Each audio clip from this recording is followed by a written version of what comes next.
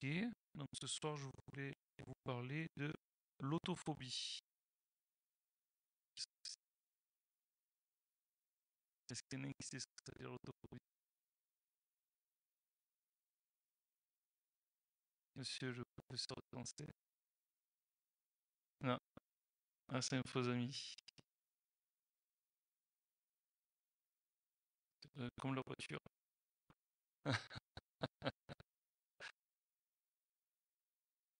Non, c'est pas ça.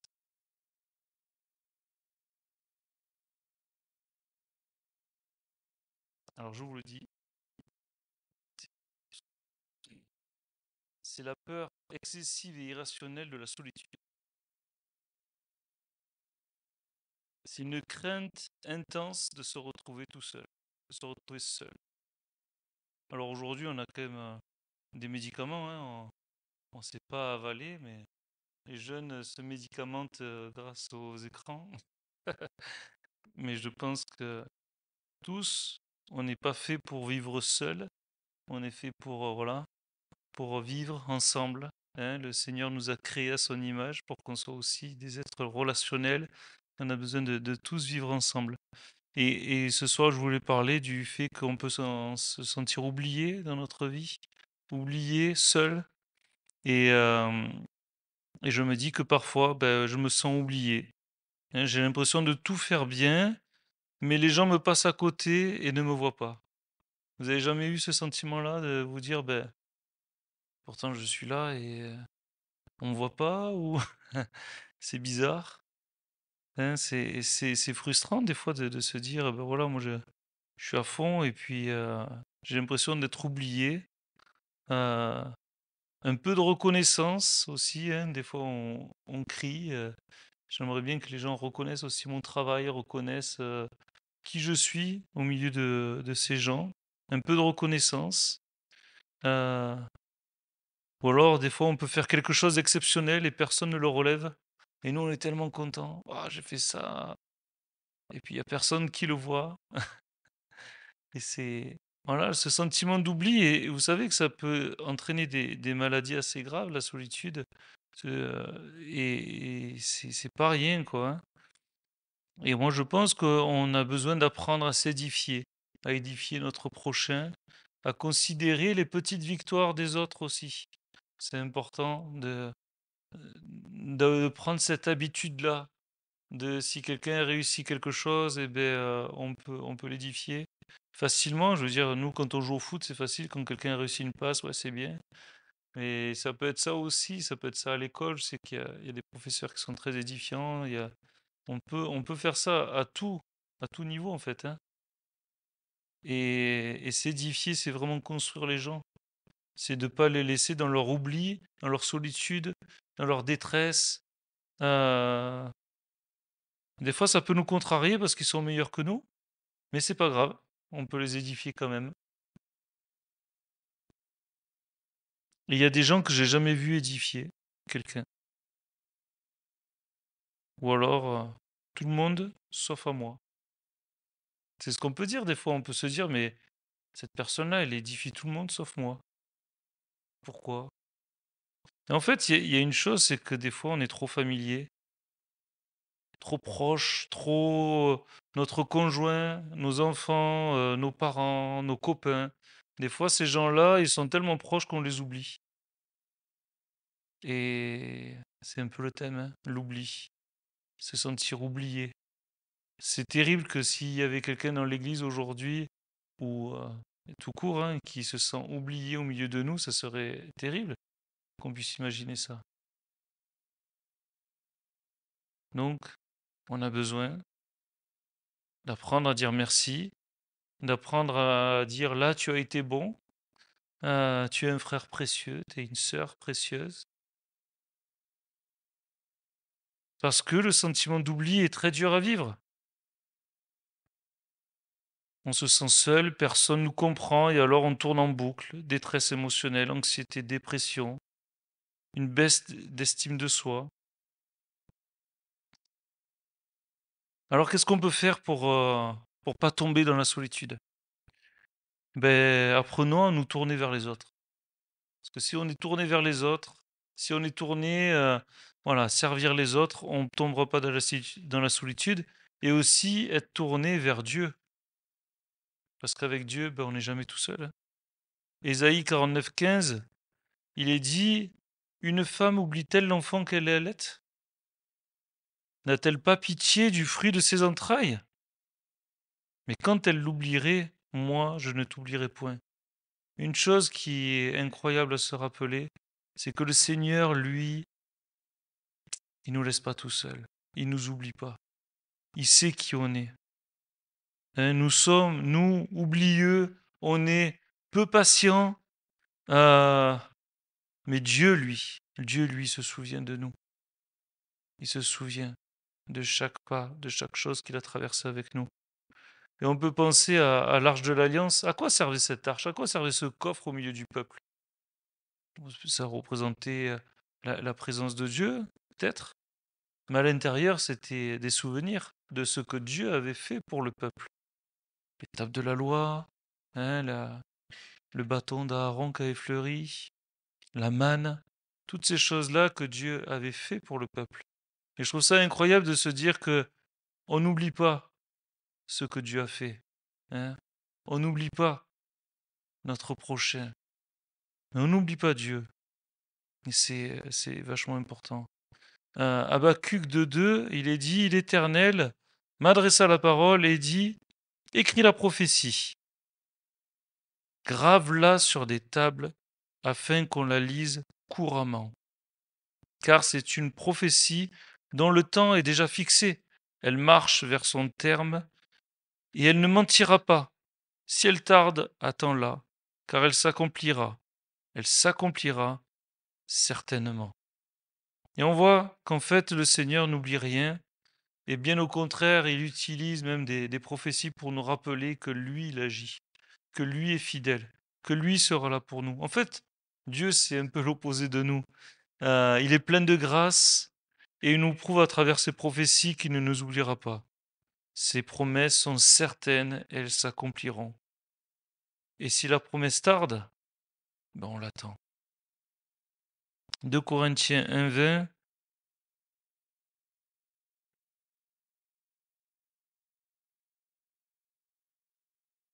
Pour ce qui concerne toutes les promesses de Dieu, c'est en lui qu'est le oui. C'est pourquoi encore l'amen par lui est prononcé pour nous à la gloire de Dieu. Donc notre Dieu est le oui et l'amen. Et ça, c'est bon de se rappeler ça. C'est que quand Dieu dit quelque chose, c'est quelque chose de sûr et certain. Il n'oubliera pas sa promesse. Il n'oubliera pas ce qu'il veut construire avec nous. Et il ne nous oubliera pas, chacun d'entre nous. Donc on a un Dieu qui est incroyable, incomparable.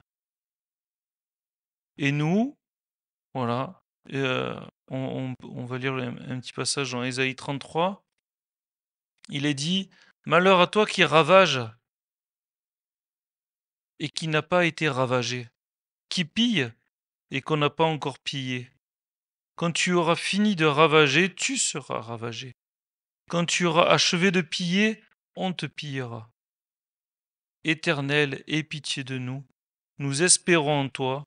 Sois notre aide chaque matin et notre délivrance au temps de la détresse. Quand ta voix retentit, les peuples fuient. Quand tu te lèves, les nations se dispersent. On moissonne votre butin comme moissonne la sauterelle. On se précipite dessus comme se précipitent les sauterelles. L'Éternel est élevé, car il habite en haut.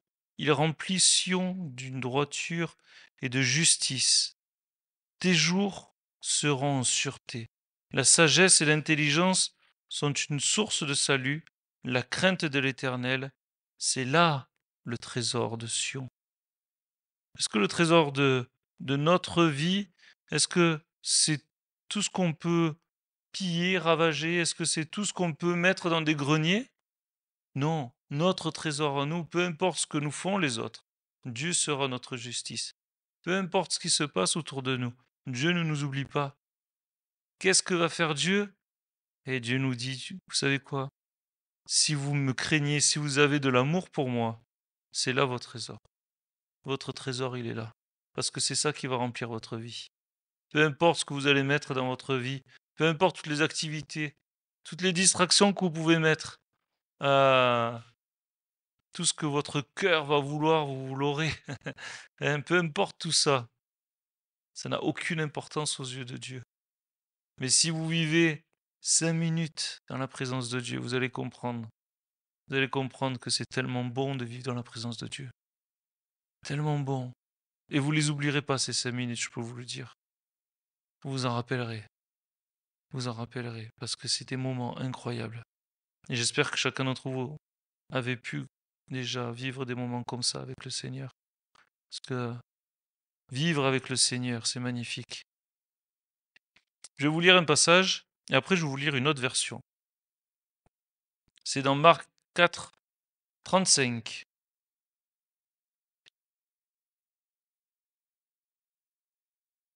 Juste pour illustrer un petit peu ce que je viens de dire. Il est dit, ce même jour, sur le soir, Jésus leur dit, passons à l'autre bord. Après avoir renvoyé la foule, ils l'emmenèrent dans la barque où il se trouvait. Il y avait aussi d'autres barques avec lui. Il s'éleva un grand tourbillon et les flots se jetaient dans la barque, au point qu'elle se remplissait déjà. Et lui, il dormait à la poupe sur le coussin. Ils le réveillèrent et lui dirent, Maître, ne t'inquiètes-tu pas de ce que nous périssons? S'étant réveillé, il menaça le vent et dit à la mer, Silence, tais-toi. Et le vent cessa, et il y eut un grand calme. Puis il leur dit, Pourquoi avez-vous eu peur? Comment n'avez-vous point de foi? Ils furent saisis d'une grande frayeur. Ils se dirent les uns aux autres, Quel est donc celui-ci à qui obéissent même le vent et la mer? Donc là, on voit qu'on a un Dieu qui est puissant, un Dieu qui n'a peur de rien. Et nous qui doutons, qui sommes oublieux de la capacité, de la grâce de Dieu qui est à côté de nous. Là, je vais vous lire une autre version. Et le petit jeu, ça va être de deviner quelle version c'est. Il est dit, ceux qui étaient descendus sur la mer dans des navires et qui travaillaient sur les grandes eaux, ceux-là virent les œuvres de l'Éternel et ses merveilles au milieu de l'abîme.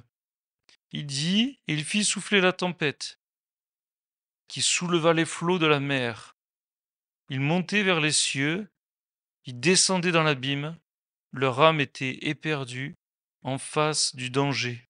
Saisis de vertige, ils chancelaient comme un homme ivre, et toute leur habileté était anéantie. Dans leur détresse, ils crièrent à l'Éternel, et il les délivra de leur angoisse. Il arrêta la tempête, ramena le calme, et les ondes se turent. Ils se réjouirent de ce qu'elles s'étaient apaisées, et l'Éternel les conduisit au port désiré.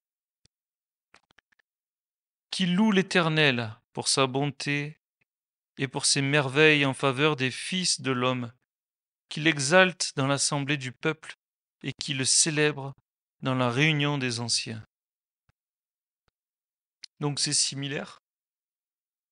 Mais alors quelle version ça peut être? Est-ce que vous avez une idée?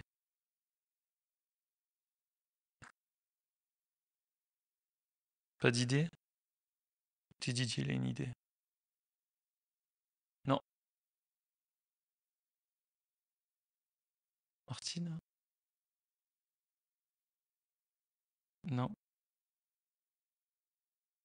En fait, ce passage, on le trouve en Psaume 107, versets 23 à 32. C'est dans la parole de Dieu, au Psaume 107. Et je trouve ça incroyable. C'est tellement similaire. Et on se dit, mais en fait, Jésus, quand il est venu sur la terre, il y avait tellement de prophéties qui annonçaient le Messie. C'est tellement précis. Des flots qui se lèvent, des gens qui réveillent, qui crient à l'Éternel qui calme. Mais je trouve ça tellement incomparable en fait. Est-ce que Dieu oublie vraiment ce qu'il doit faire? Est-ce que Dieu nous oublie au milieu des vagues, des tempêtes que l'on peut vivre? Non, il nous assure qu'il sera toujours là avec nous. Il nous assure qu'il sera toujours présent avec nous. Notre Dieu est là. Et il y a d'autres passages comme ça. Hein. On pourrait lire aussi Ésaïe 35. Je vais le lire parce que vous allez comprendre au fur et à mesure. Le verset 1. Le désert et la paix aride se réjouiront, la solitude s'égaira et fleurira comme un narcisse. Elle se couvrira de fleurs et tressaillira de joie, avec chants d'allégresse et cris de triomphe. La gloire du Liban lui sera donnée, la magnificence du Carmel et de Saran. Ils verront la gloire de l'Éternel, la magnificence de notre Dieu. Fortifiez les mains languissantes et affermissez les genoux qui chancellent. Dites à ceux qui ont le cœur troublé, prenez courage, ne craignez point. Voici notre Dieu, la vengeance viendra, la rétribution de Dieu. Il viendra lui-même et vous sauvera. Alors s'ouvriront les yeux des aveugles, s'ouvriront les oreilles des sourds. Alors le boiteux sautera comme un cerf, et la langue du muet éclatera de joie. Car les eaux jailliront dans le désert, et les ruisseaux dans la solitude. Le mirage se changera en étang, et la terre desséchée en source d'eau. Dans le repaire qui servait au gîte du chacal, croîtront des roseaux et des joncs. Il y aura là un chemin frayé, une route, qu'on appellera la voie sainte. Nul impur n'y passera. Elle sera pour eux seuls. Ceux qui la suivront, même les insensés ne pourront s'égarer. Sur cette route, point de lion, nulle de bête féroce ne la prendra. Nul ne s'y rencontrera. Les délivrés y marcheront. Les rachetés de l'Éternel retourneront. Ils iront à Sion avec chant de triomphe et une joie éternelle couronnera leur tête. L'allégresse et la joie s'approcheront. La douleur et les gémissements s'enfuiront. Et ça, c'est un beau passage qu'on peut s'approprier, hein, parce que ça nous parle. Ça nous parle vraiment que Jésus est venu sur la terre. Il a accompli ses promesses, hein, de faire danser le boiteux et de rendre les oreilles aux sourds et de faire proclamer de joie le muet. On le lit dans les évangiles, hein, c'est tellement beau la parole de Dieu. Et ici, il est dit notre marche, hein, nous marcherons sur un chemin, sur la voie sainte. Les délivrés iront, même ceux qui sont insensés. J'aime ça. Que des fois, il y en a qui veulent se croire plus sages que d'autres, plus intelligents que d'autres, mais Dieu vous dit, vous savez quoi, même si lui tu le délaisses, ben moi je le prends avec moi. Et il connaîtra le chemin. Pas parce que toi tu es plus intelligent que tu es. Non, lui aussi connaîtra le chemin. Et il sera là. Et l'allégresse s'approcheront, et la douleur et gémissement s'enfuiront. Et c'est notre condition éternellement. Dieu ne nous oubliera pas. Dieu a préparé ce chemin pour chacun d'entre nous. Et c'est incroyable. C'est vraiment incroyable. Est-ce qu'aujourd'hui on peut dire qu'on est les oubliés de Dieu? Non, c'est pas ça notre titre. Notre titre, c'est les élus de Dieu. Les élus. Est-ce qu'un élu, on l'oublie? Ah non, un élu, on l'oublie pas. Et Dieu ne nous oublie pas. On a notre main, notre nom gravé dans sa main. Est-ce que Dieu a oublié Joseph après lui avoir parlé? Non. Il lui a donné des rêves. Et bien longtemps après, il était encore là avec lui. Il lui a montré la réalisation des rêves. Est-ce que Dieu a oublié son peuple en Égypte? Est-ce que Dieu a oublié Moïse à Madian? Est-ce que Dieu n'a pas donné la terre promise? Est-ce que Dieu n'a pas envoyé Jésus réaliser des centaines de prophéties qui reposaient sur le Messie? Est-ce que Dieu n'a pas envoyé les apôtres, puis Paul, puis tant de gens proclamer la parole? Dieu ne t'a pas oublié. Il n'a pas oublié ta famille. Il n'a pas oublié tes larmes. Il les a récoltées. Dieu n'oublie pas les choses. Dieu ne t'a pas oublié, ni toi, ni ta famille, ni ceux pour qui t'as pleuré. On va lire le psaume 56.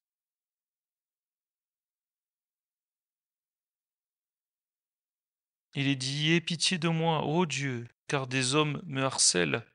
Tout le jour, ils me font la guerre, ils me tourmentent. Tout le jour, mes adversaires me harcèlent. Ils sont nombreux, ils me font la guerre, comme des hautains. Quand je suis dans la crainte, en toi, je me confie. Je me glorifierai en Dieu, en sa parole. Je me confie en Dieu. Je ne crains rien. Que peuvent me faire des hommes? Sans cesse, ils portent atteinte à mes droits. Ils n'ont à mon égard que de mauvaises pensées. Ils complotent, ils épient, ils observent mes traces, parce qu'ils en veulent à ma vie. C'est par l'iniquité qu'ils espèrent échapper. Dans ta colère, ô Dieu, précipite les peuples. Tu comptes les pas de ma vie errante. Dieu compte les pas de ma vie errante. Recueille mes larmes dans ton outre. Ne sont-elles pas inscrites dans ton livre? Mes ennemis reculent. Au jour où je crie. Je sais que Dieu est pour moi. Je me glorifierai en Dieu, en sa parole. Je me glorifierai en l'Éternel, en sa parole. Je me confie en Dieu. Je ne crains rien. Que peuvent me faire des hommes? Ô Dieu, j'accomplirai. Je dois accomplir les vœux que je t'ai faits. Je t'offrirai les actions de grâce, car tu as délivré mon âme de la mort. Tu as garanti mes pieds de la chute, afin que je marche devant Dieu, à la lumière des vivants. Notre Dieu n'oublie pas notre marche errante, il recueille nos larmes.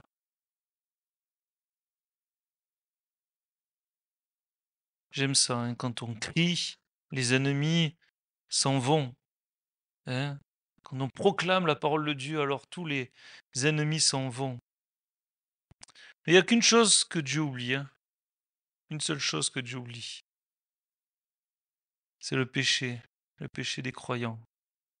Hébreux 8, 12, Hébreux 10, 14, Ésaïe 43, 25, Michée 7, 18.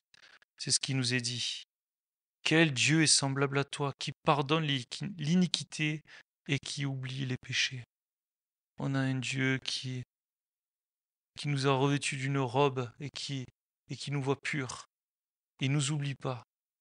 On a nos larmes dans une outre, nos mains, nos noms dans sa main. Notre vie est écrite, il connaît nos pas et il ne nous oublie pas, il ne nous oubliera pas.